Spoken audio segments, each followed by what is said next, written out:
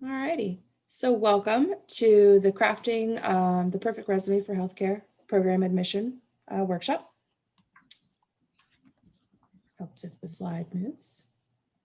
There we go. Okay, so I'm Teresa Blackman. I'm the Pre-Health Professions Advisor at UTC. When I'm in my office, it is on the third floor of the UTC library, but we are doing a rotation right now. So the best way to get in touch with me is by email. Because I am a nomad, apparently. But yeah, if you want to follow up after this presentation or set up a meeting with me, best way to get a hold of me is email.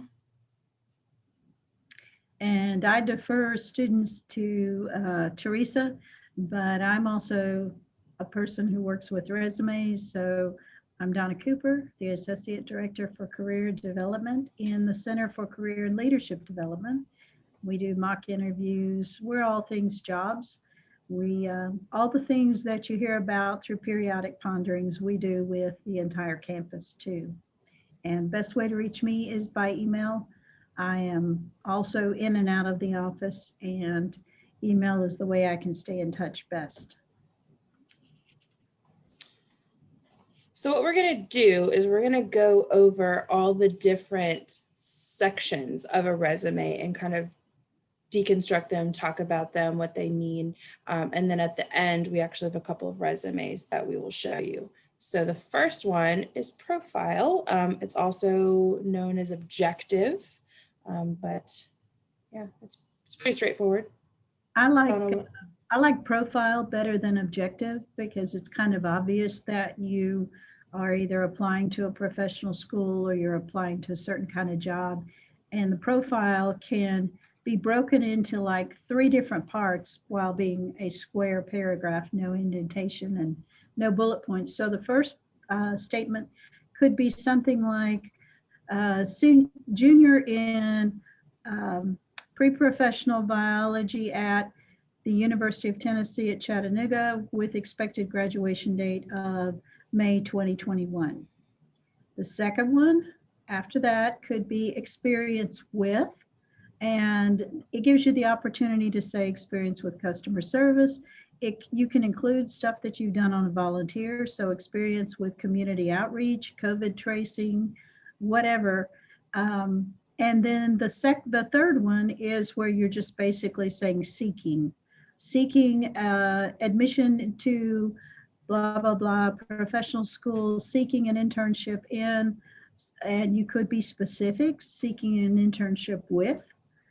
You could be seeking employment in between graduating from UTC and going to professional school. So it kind of gives you a wide open field, whereas objective just kind of limits you. And if there's no cover letter requested, or if they say no cover letter, then this kind of gives you a little bit of a dialogue that the cover letter would have given you. Mm-hmm.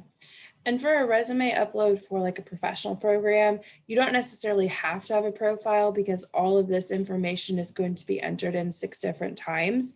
So that might, like for real, it's a lot. So that might seem redundant. So you may want to have, and you will have several resumes. Like a resume is not like a cookie cutter and you just send it off. Every time you apply for an internship or a job, you do need to change it to kind of highlight different things. So for submitting your resume for a professional program application, you may not need to put the profile on there. You may opt to not have a profile listed, but for things like internships, jobs, or if you're submitting your resume to a specific school, then you'll want to put the profile on there. So yeah, dealer's choice. Right. And this is not a narrative this is not a novel. This does not need to be War and Peace long. Yeah, 3. Concise and brief because they will not read it. All right, so next is education. Pretty straightforward. You're going to put the name of your institution, your degree title, and it needs to be exact. A lot of folks don't, this is where people stumble a lot. So they'll say, bachelor's in biology or biology pre-professional degree. You really need to make sure that you therapy. Didn't we hear about that one? Yep. Yep, that's not a degree. That's not an undergrad degree. So you want to make sure that your degree is listed how it's listed in the course catalog. And so you can access that on the registrar's webpage. But if you're a biology pre-professional major, it needs to be listed Bachelor of Science degree in biology, comma, pre-professional. So it needs to be exactly how the university lists it, because when they are verifying your application, this is especially important for application resumes. If your resume lists the degree differently than how the university does, it can be seen as you're not providing accurate or correct information, and that can be some pretty terrible consequences. Also, you know, with things like minors or concentrations, don't the most notorious one I can think of is for the psychology major. You have the concentration.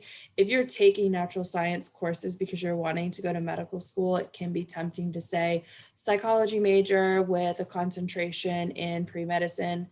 That's not a program that the university offers. So if they're going to go and try and verify your degree, they're not going to find anything. In best case scenario, they will reach out to you and say, hey, there's a typo.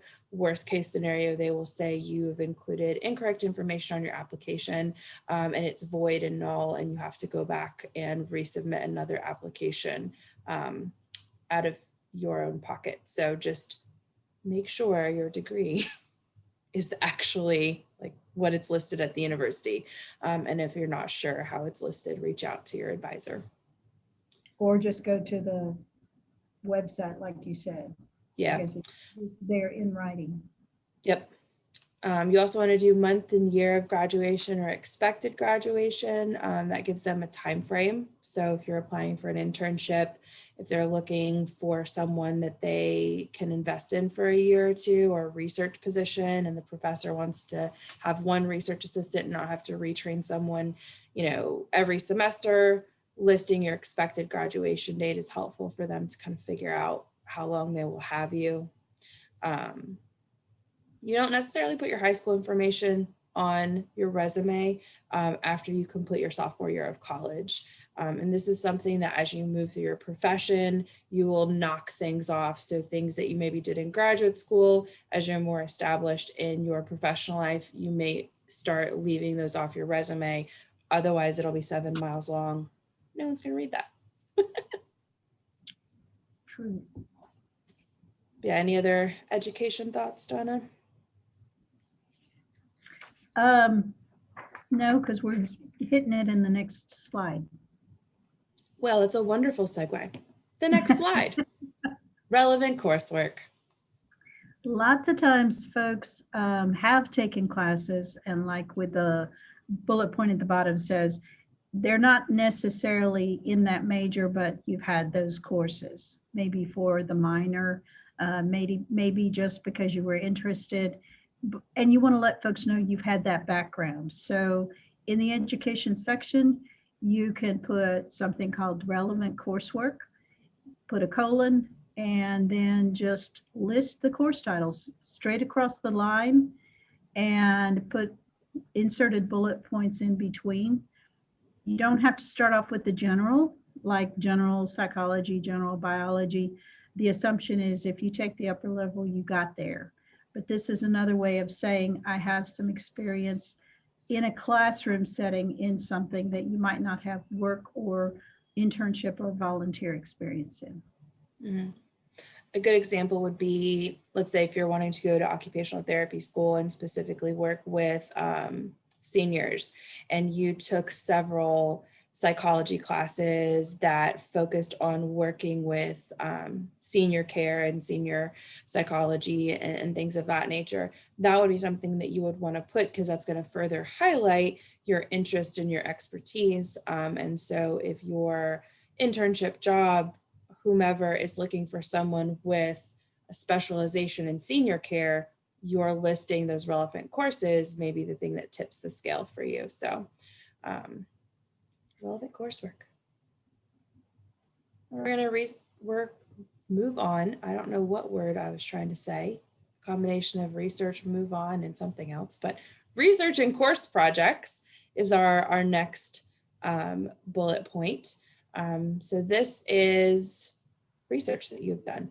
Now, it's really important to note this is not like the research, the term paper. This is not, something within class. This is sort of extra. So if you're a research assistant for biophysics, or if you presented a poster at a student panel at a conference, or as a result of a project that you did in a class, it was continued research that you worked with a faculty member or someone, in the community, like a nonprofit or a physician.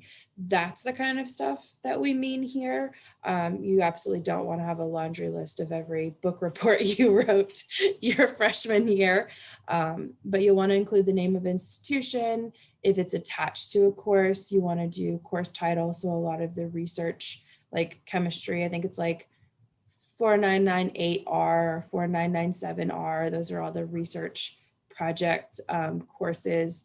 And then you'll list the dates and kind of what you did in bullet points. So if you have done those things, you want to list them. If you have not done them, obviously don't list them because you haven't done them.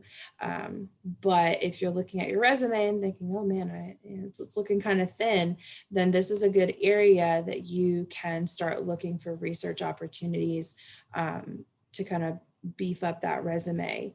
And we actually have a few resources about research. So if you go to the Pre-Health YouTube channel, we have our 2-part web series with Dr. Gretchen Potts, where we're talking about research, what faculty look for in a research assistant and different research opportunities. And then actually on the Pre-Health website, there is a tile called Research Resources, and it has some on and off campus research opportunities, as well as some third-party research sites that you can check out. So lots of opportunities for research. So when you get to the point of putting in your experience, we want you to think about the word relevant, because we want you to be sure that it is going to be something that is appropriate for what you're doing. So you can have a section of relevant experience, and you can have a section other experience that shows, yes, I worked all this time at Cracker Barrel, but it's not exactly relevant to what I'm trying to do. However, it shows you I can work and I can show up for work. And when you're putting in the bullet points, we have a little acronym for you, PAR, that kind of gives you an idea of what you want to make sure you include. So you could say that you compiled data utilizing new software after having been trained, and were able to transfer 3 years of data over to the new software. So the problem was there was new software, you took training, and you also, that resulted in you giving back to the function by being able to transfer all the data over. And that can fit with a lot of different things. Teresa may even have some that are pre-health examples, but this, you want to also do quantified statements. So who, what, where, when, how many. If you say you worked with a small group of how many? Was it males? Was it females? Was it adults? Was it children? And what were you doing with them? And you can say all that in one bullet point. Mm-hmm. You just want to be careful not to be too descriptive, because you definitely don't want to identify patients. The very last thing you would want would be being so descriptive that the person reading your resume realizes you are the person that took care of their grandmother. So just be mindful of patient confidentiality. Yeah, that's experience. Yeah. Donna did all the things. I have no more to add there. So skills, this is one of the things that trips a lot of people up, because there's lots of things that you are good at and you want to brag about, but I think relevant, again, should be underlined, highlighted, bullet pointed.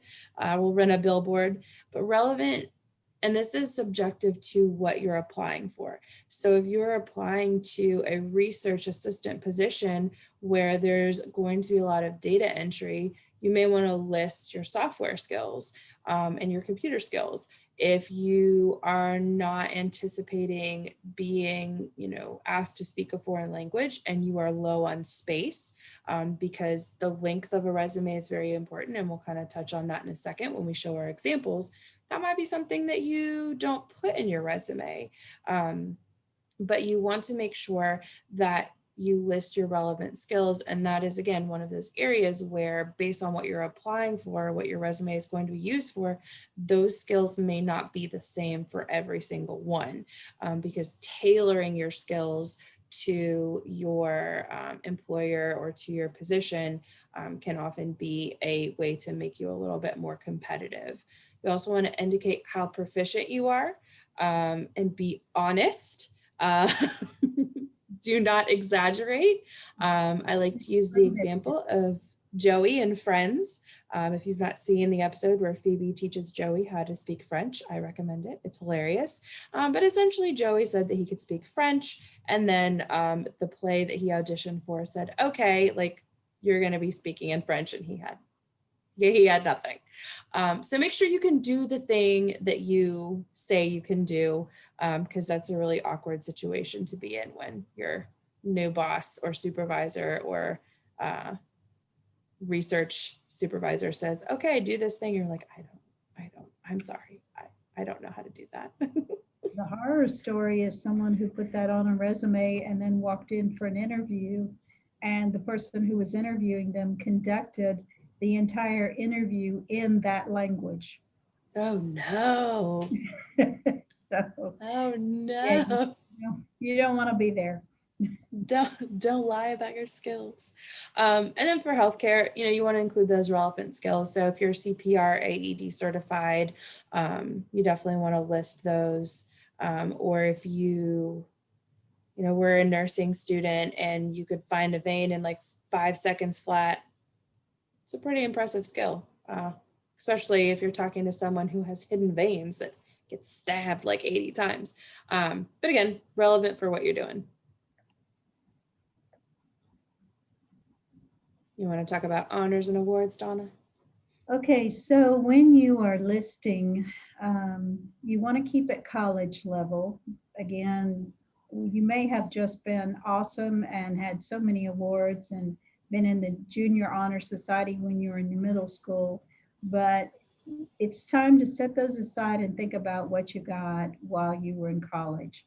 It's okay to put the Hope Scholarship.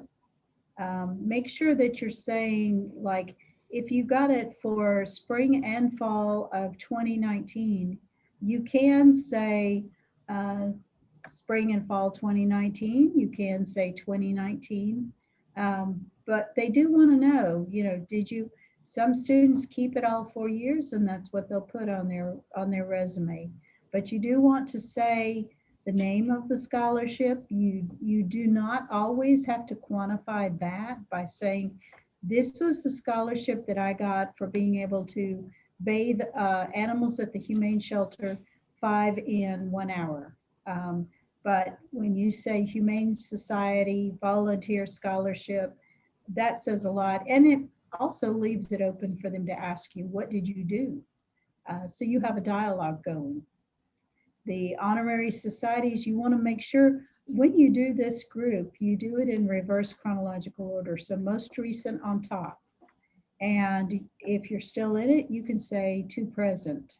So whatever the dates are. But if they're all in the same time frame, I recommend you put the ones that are going to be the most relevant at the top. So if you've got several that you joined in 2019 to present, go ahead and kind of prioritize those even in the listing to where they see the ones that are relevant to either the job you're applying for or the professional school you're applying for. You can also list study abroad here. So if you applied for a study abroad trip, I know travel seems like Or you can a put thing that that in we'll never get to it. too. Yeah. But if you had to apply and there was a selection process, you can say selected for and list that trip. And that can be something that could be placed in this section or in the other section, dealer's choice. If they ask you to be on an advisory board for something, because some of our different departments and colleges do that. If they ask you to chair something, even if it's a one-time thing, you can put that in there too. It shows leadership without you having to scream leadership at them. Mhm. Or if you're on rotational, the thing that pops into my head is the conduct board at UTC. There are student representatives that are on it, but not everyone serves every time there's a conduct hearing. So if you never were able to physically be on the board, but you were a part of it, you can still list it. Just make sure if you're asked about it, you explain like it was on a rotational and I, never came up. This is one of those things where as you're putting this together, you are welcome to reach out. If it's, especially if it's for a professional school, I would say you contact Teresa and say, how do I word this? What is this for? I know I got this award, but I'm not quite sure how to say it on my resume. And we're both glad to help you. Yeah. Licenses, I can't speak today apparently, and certifications. You may not have these. This is kind of a smaller group of folks, but if you have like certified nursing assistant, certified medical assistant, CPR training, lifeguard certification, any kind of the kinds of those things where you actually got training and are licensed, you can list those. You should, especially if they're relevant. And you just want to make sure you include the month and year and the completion of the expiration date of those certifications. A lot of physical therapy, physician assistant, occupational therapy programs will require you to have certain CPR and I can't remember the other one. So there's another certification that they'll want you to have. And so this is where you can list that for verification. But, if you don't have any of these, obviously don't list them. Okay, so if you have been fortunate enough to even co-write something or do research with a professor, then you get to put your name and you get to put the event on a resume. You might be asked to go along and present at a conference. You might be asked to be a collaborator for an article that's put in a journal. And there are ways to put all this on a resume. There's a format to be used.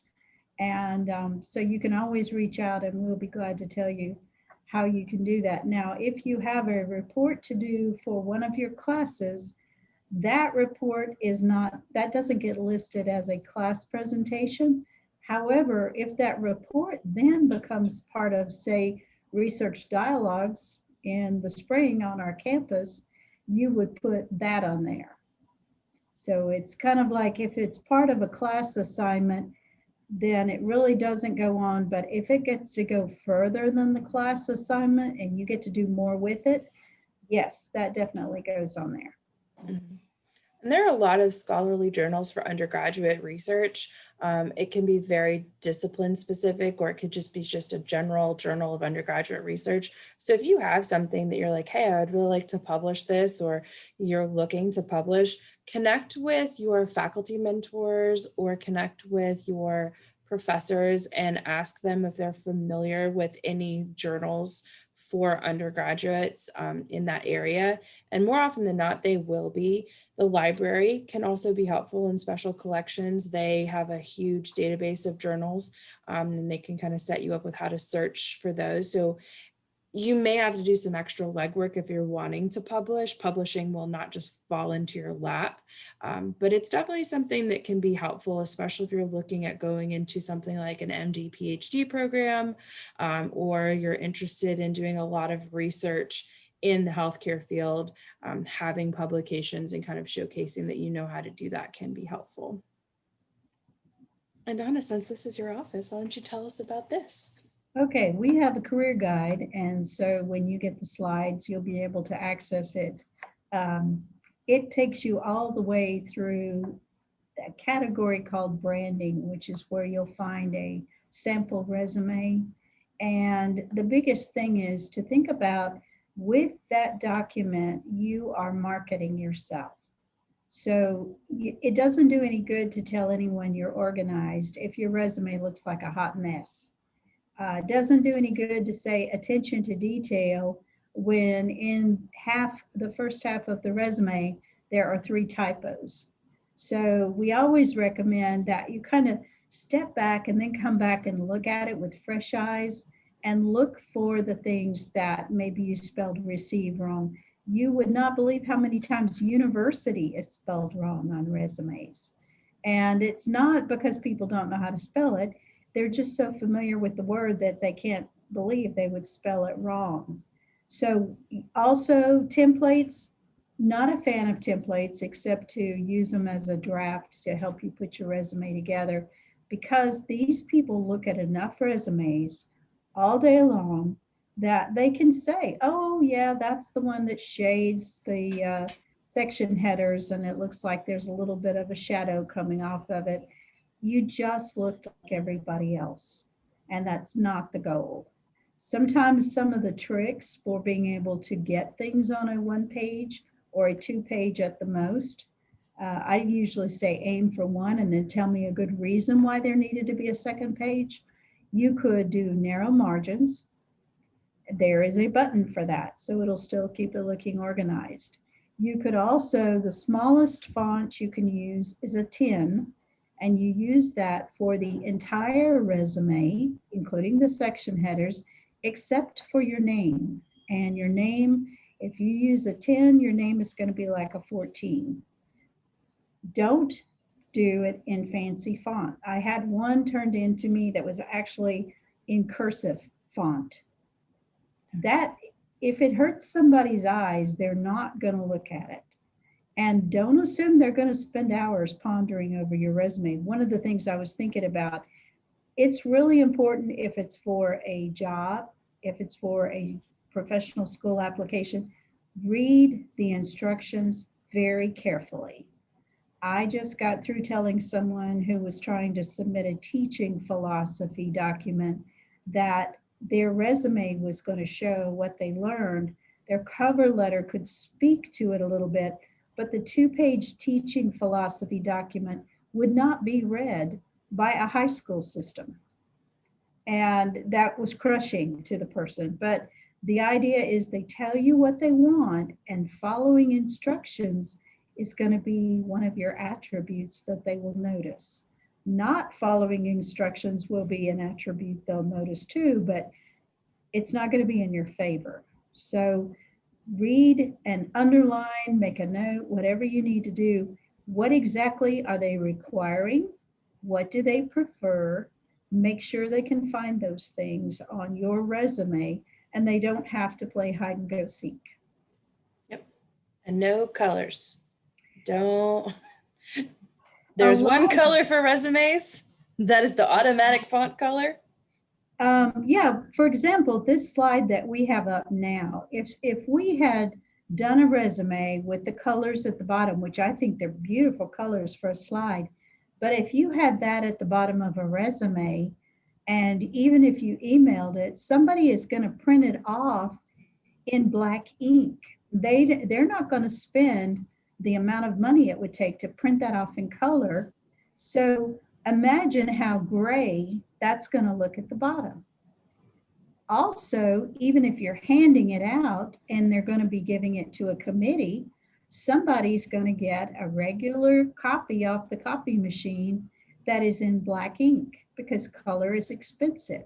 So what you were trying to do was good intentions. What it wound up looking like is worse than the others who just stuck with black ink and let their skills and their attributes and their experience speak for them. So I feel like I'm throwing water on somebody when I say, don't use colors. All your life you've heard, pick a nice color, but it's not going to be to your advantage. It's not going to work for you. Yeah. And so with that, we are done with the presentation. So for those watching later, thank you for joining.